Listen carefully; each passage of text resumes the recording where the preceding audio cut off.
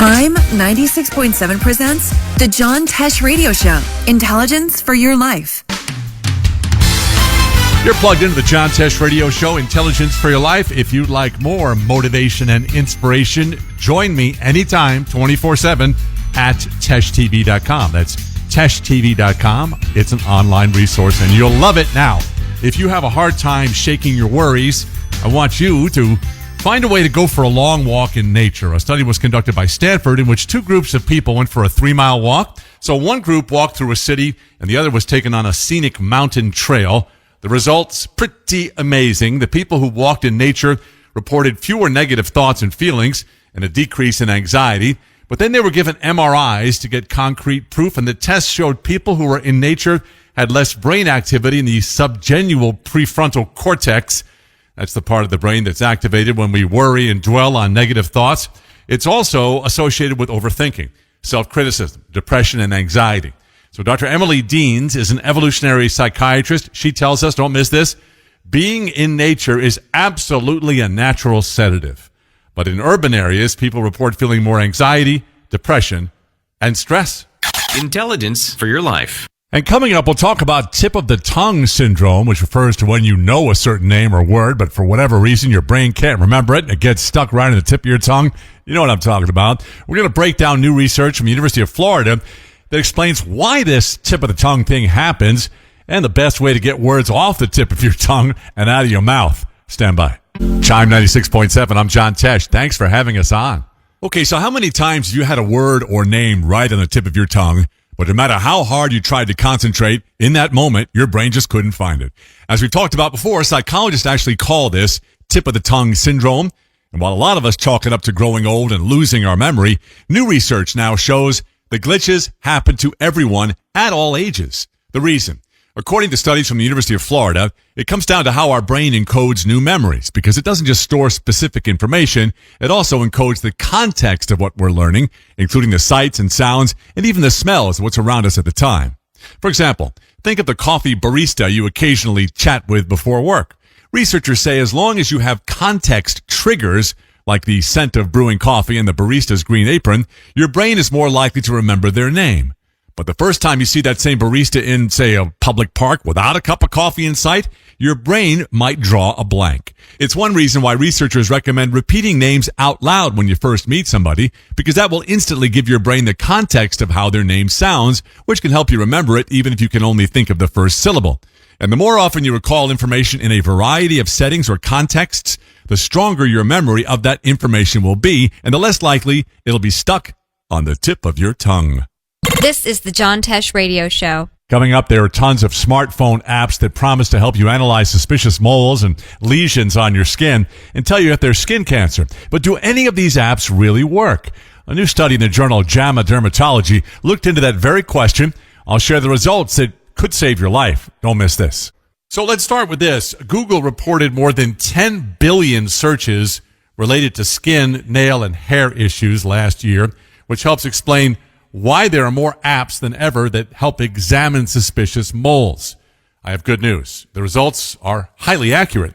This comes from the Journal of the American Medical Association Dermatology. Researchers recruited people throughout New Zealand and Australia, which traditionally do have the highest skin cancer rates in the world.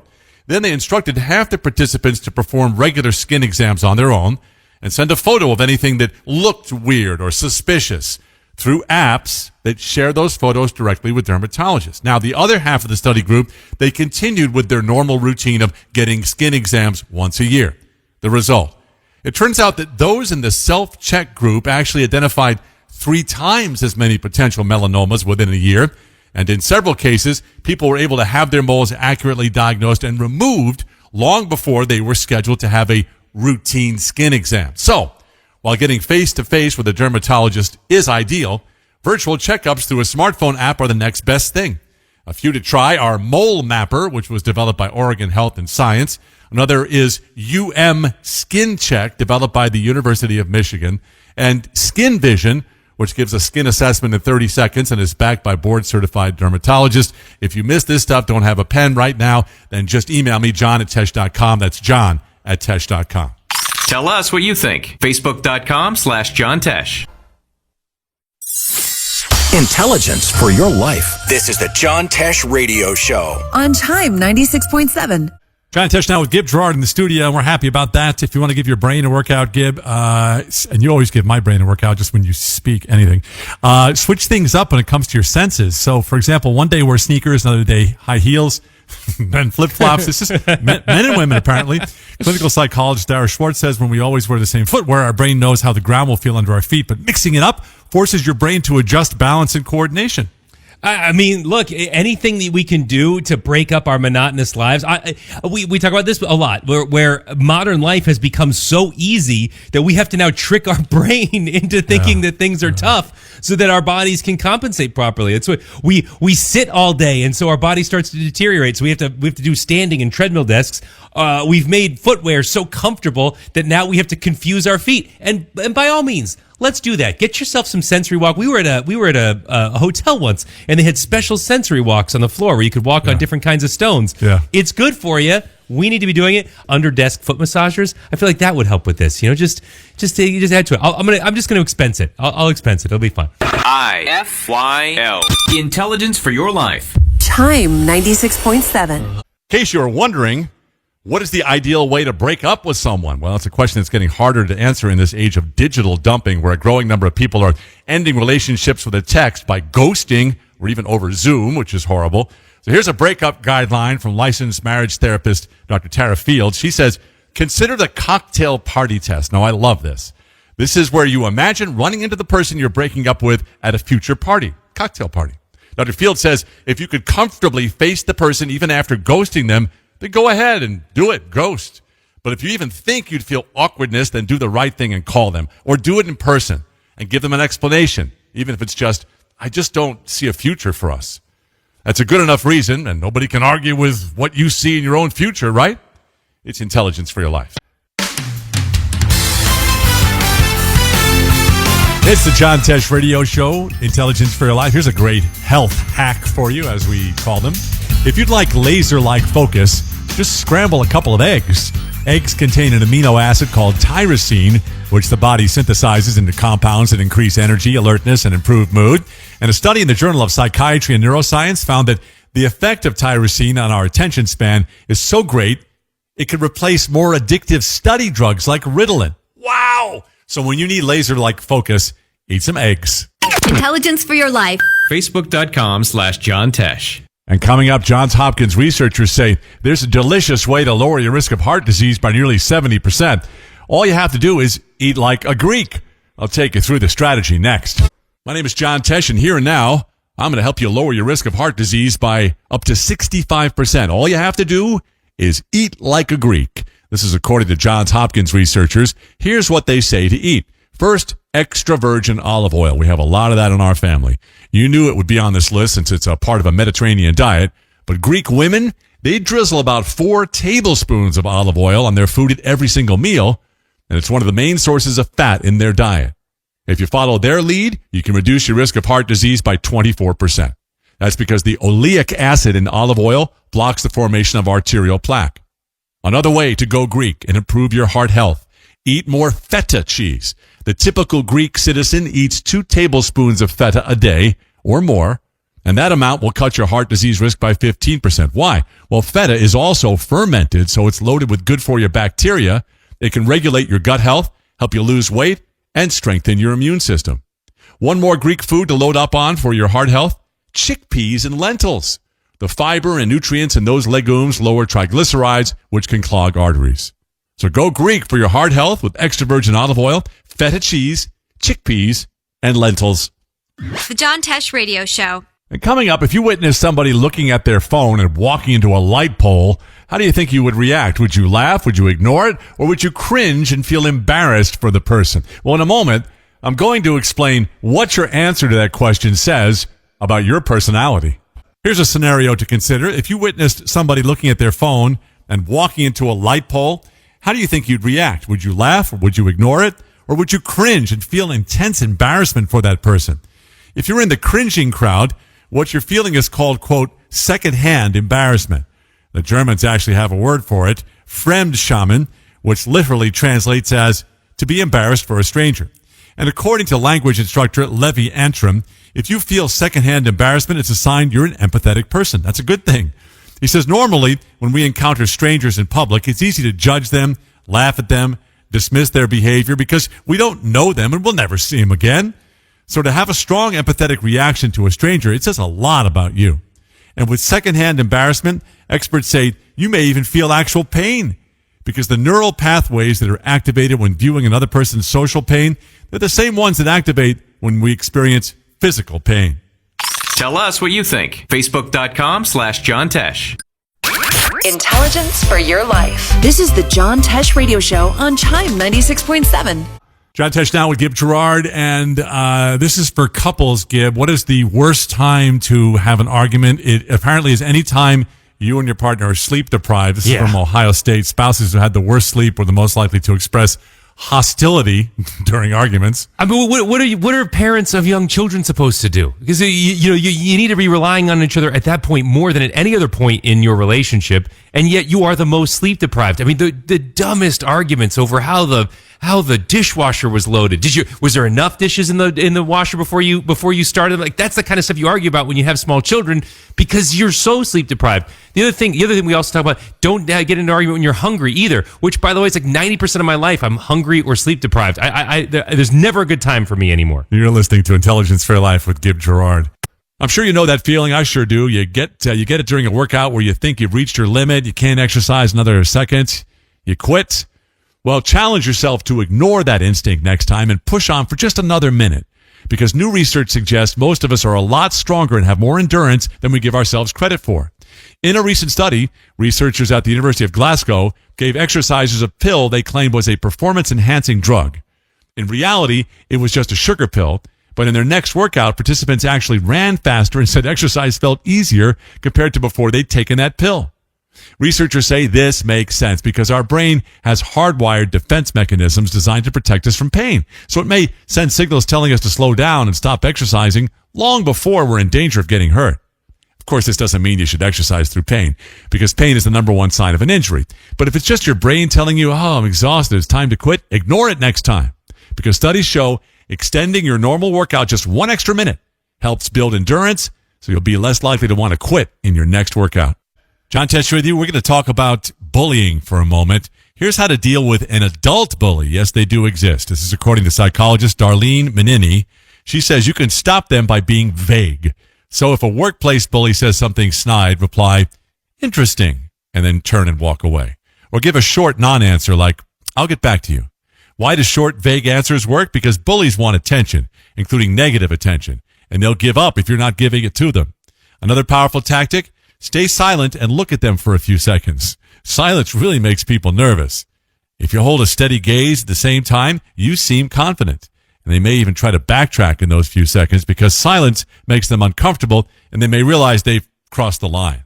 It's actually a tactic that law enforcement uses to get people to confess.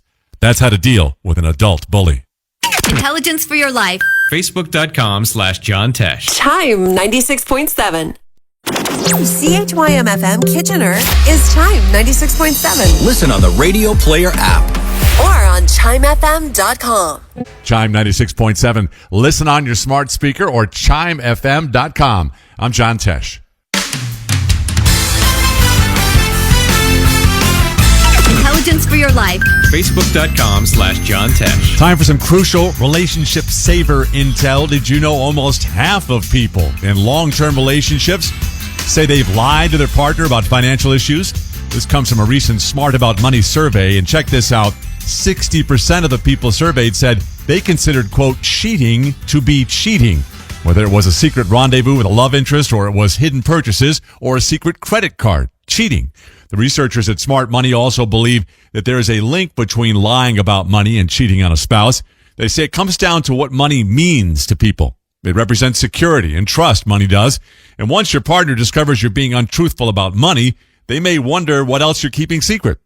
In fact, relationship expert Dr. Karen Ruskin says hiding financial assets is often a red flag that your relationship is no longer on solid ground and that you've stopped being a team. Bottom line from Smart Money is this. If we want to safeguard our relationship, it's crucial to be honest about our finances. IFYL. Intelligence for your life. And coming up, there's new science on the power of embracing a slower life. In a moment, I'll share science-backed reasons why Carl Arnere, author of the book In Praise of Slow, says a slow life is a much more satisfying and healthy life. Here's a headline you can live by. If you want to make your life better in every way, whenever possible, slow it down. Here's how a slower life can lead to a happier, more satisfying life, according to Carl Arnere, author of the book In Praise of Slow. I have read it. It's a great book. First, you'll be more productive. Studies consistently show that when we try to multitask and don't take the time to do things one at a time, our focus gets divided in a way that makes us a full 40% less productive. And slower eaters are healthier because the longer you take to chew each bite of food, the more time your stomach has to send "I'm full" signals to your brain, so you're less likely to overeat. According to Honore, living a slower life is about quality over quantity and being present in the moment. It's not about doing everything as fast as possible, but as well as possible. Here's the book again. You should read this book, In Praise of Slow. This is the John Tesh Radio Show. Coming up for a while now, we've heard that we don't need to take a multivitamin if we're eating a healthy diet, right? But now there's new research that gives us a very good reason to take one. Multivitamins have now been shown to boost and protect your memory. I'll tell you all about this next. The John Tesh Radio Show on CHYM 96.7. Here's a headline for you. Taking a daily multivitamin could help protect your memory as you age. This is the latest news from the American Journal of Clinical Nutrition. The study involved more than 3,500 older adults who were tracked for 3 full years. All of them were randomly assigned to either take a popular over-the-counter multivitamin every day or a placebo, and participants were given regular tests to evaluate their cognitive function. The result: when researchers compared memory function from before and after the study, they found the people who had taken a daily multivitamin showed a 12% improvement in their memory recall on average. And even more exciting, while it's normal for memory function to decline with age, that didn't happen among people taking multivitamins even after 3 years. Researchers say this is likely because as we age, our body naturally absorbs fewer nutrients. So by taking a multivitamin, we can help our body restore some of the nutrients in which we're slowly becoming deficient. The John Tesh Radio Show On CHYM 96.7. All right, Gib Gerard, we now know the best time to do online shopping. It's immediately after you've had a good meal. Oh, yeah. When we're hungry, our system is flooded with the appetite-boosting hormone ghrelin. Ghrelin makes us seek ways to feel satisfied, even if they have nothing to do with food. So it's called, the study is called Hunger Promotes Acquisition of Non-Food Objects. It's true. By the way, like, this is how they get you. You know, you used to be able to stay at home and save money. And now if I stay at home and my mood starts to tank, I open up that Amazon app and I've bought, or even Instagram, it just inundates. I buy a bunch of stuff that I don't need, and then it shows up and I have to justify it to the family. Like, no. I needed new workout shorts with a compression liner. I needed, a special new mask that has an extra bit of filter. I just keep, they know, they get it. I have so many little coffee accoutrements, all of these different things, because I get on my phone when I'm hungry, when I'm overtired, and I buy the stuff that I don't need. It's true. And now you know why we have a post office box at our house. 'Cause I can sneak in there, dismantle the boxes. Nobody knows the difference. IFYL. Intelligence for your life. You probably know that your brain goes through its own cycles throughout the day, and knowing what to do when can make you healthier, happier, and even more productive. So here's your guide to maximizing your brain. The best brain time to bond with your spouse: right after you wake up every day. According to neuroscientists at Rockefeller University, that's when levels of the bonding hormone oxytocin are sky high. So it's a perfect time to strengthen any relationship. What about the best brain time for productivity? If you work regular hours, it's right when you get into work between 9 a.m. and 11 a.m. Your brain will have moderate levels of the stress hormone cortisol, which can help you focus, and that's true at every age. According to a study conducted by the University of Michigan, both college students and retired folks were the quickest mentally before noon. So tackle anything that needs concentration and sharp thinking between 9 and 11 a.m. This is the John Tesh Radio Show. When you're growing up, did your father tell dad jokes that made you just roll your eyes and groan and say, "Oh my gosh, that's the corniest thing I've ever heard"? Well, new research shows that dad jokes, they're a way for fathers and grandpas and kids to form strong bonds. Here's why. First, dad jokes make men more approachable. Kids should never feel intimidated by their father, and that's where a corny one-liner can help. Like, did you hear about the cat that tried to become a comedian? He was just kidding.